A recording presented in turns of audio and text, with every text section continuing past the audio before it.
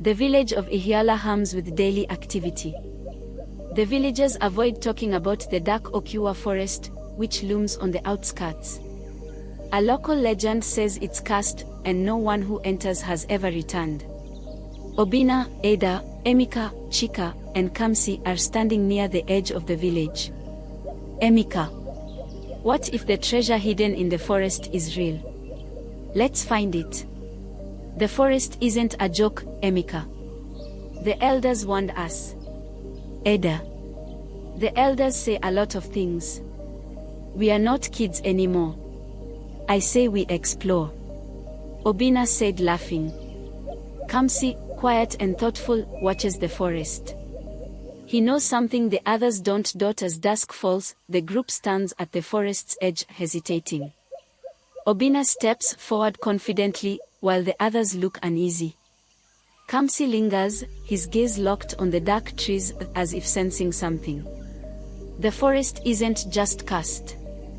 It tests those who enter. Kamsi said quietly, and will pass with flying colors. Emika said, grinning. They all follow Obina into the forest, unaware of the trials that await.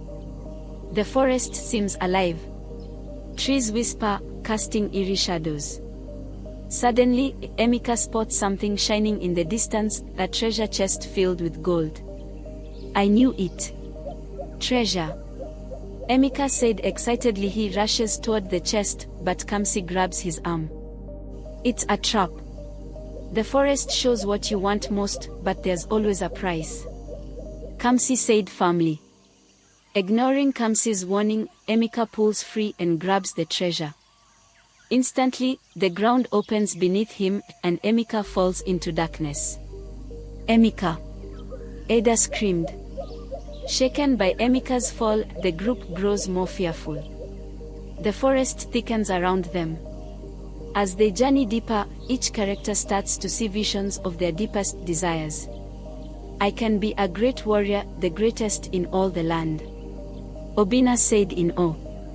He moves toward the vision, but Eda pulls him back, her face set with determination. No. It's not real, Obina. The forest is playing with our minds.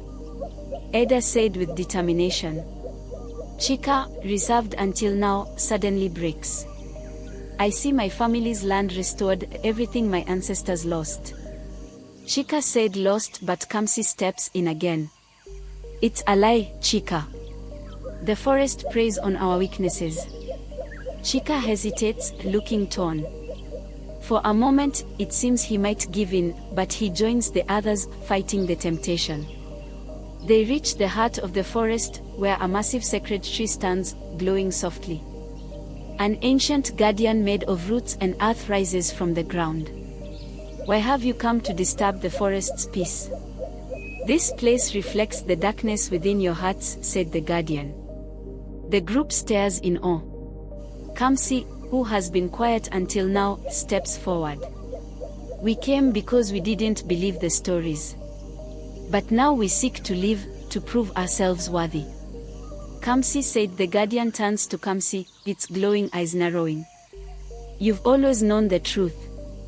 Your bloodline carries the knowledge of this place. The group looks at Kamsi in shock. Kamsi, what is it talking about? Obina asked. Kamsi hesitates, then confesses. My grandfather, the village elder, told me about this place. He said one day, I would come here and guide those who entered. But I wasn't allowed to tell anyone, or I'd be cursed. You knew this whole time. Eda said, furious. I didn't know everything, just that we'd be tested, and that some might not return. Kamsi said. Before the others can react, the guardian speaks again. The forest does not forgive greed, pride, or deceit. The boy who fell into darkness, he now belongs to the forest. Suddenly, Emika reappears from the shadows, seemingly unharmed. I'm fine. I found a way out, he said, smirking. Emika, how did you survive? Eda asked, skeptical. Kamsi watches him closely, realizing something is wrong. As the group follows Emeka, strange things begin to happen. The forest seems to bend toward him, the trees twisting unnaturally. He's not Emeka anymore. The forest has taken him. Kamsi whispers. The group realizes that Emeka has been possessed by the forest, and his only goal is to lead them further into danger. They must decide whether to confront him or leave him behind. He's not the friend we knew.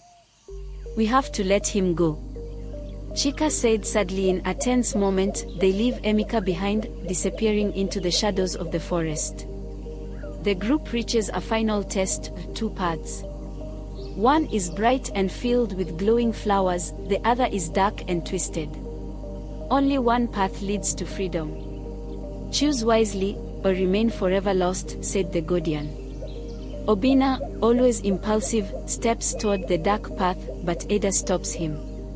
I trust my heart. We must choose the path of selflessness.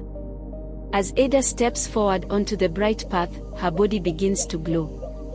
The others follow, trusting her judgment. The dark path vanishes, and the forest around them begins to change, the twisted trees becoming lush and green.